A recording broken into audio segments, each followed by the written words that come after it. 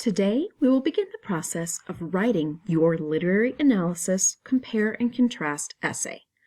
This essay will be similar in structure and format to the last compare and contrast essay that you wrote, but adds in the complexity and challenge of analyzing the literary works Everyday Use by Alice Walker and the poem Legacies by Nikki Giovanni.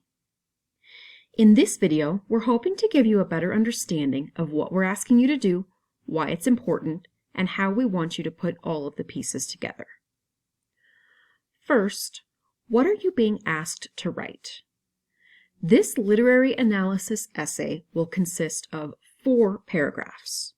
The 4-paragraph essay is a formal, organized piece of writing that has 4 paragraphs.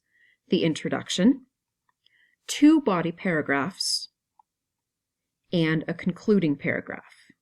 Most of the essays that you'll write over your academic career in middle school, high school, and college will follow some variation of this pattern. The basic 4-paragraph structure is very flexible. It can be shortened or lengthened depending on the complexity of the task. You can use it in any class or even expand it to write chapters in books. It can allow you to organize your ideas and information in a reliable, logical, and predictable pattern, and it allows you to showcase what you know.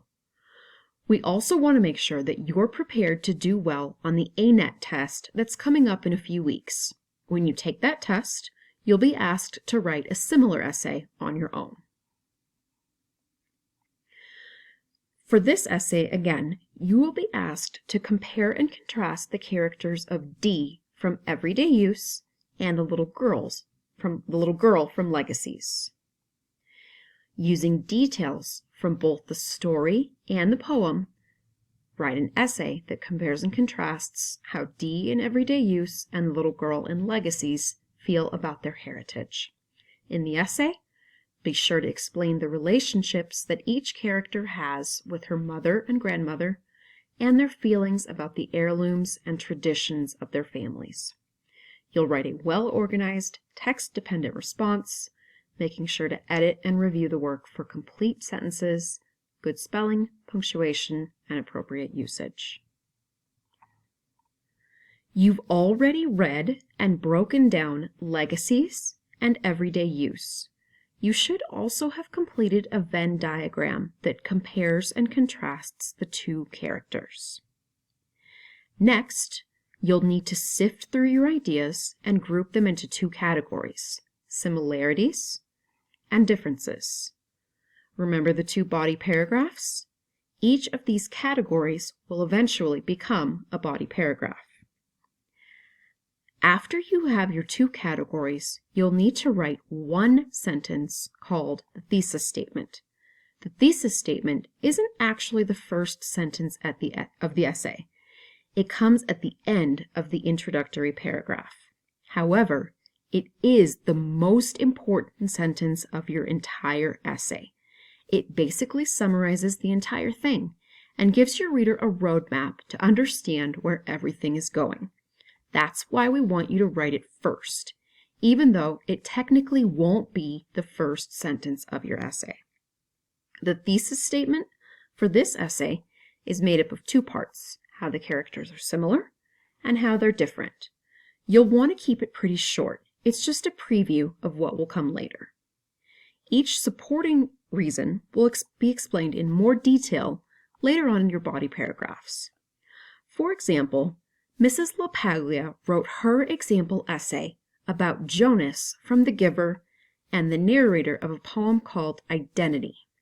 Her thesis statement is, although both characters value freedom and individuality, they differ in their attitudes towards other people. She'll expand on each of these ideas later in her 2 body paragraphs. When you're done with your thesis statement, you'll need to gather the textual evidence, the quotes from the essay, from the story and poem, that you're planning to use in your essay.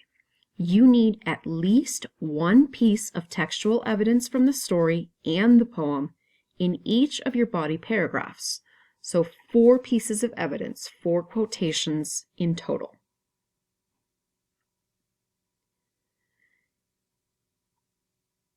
Next, we want you to write the topic sentences of each of your body paragraphs. Each topic sentence is kind of like a mini thesis statement. It tells your reader what that paragraph will focus on.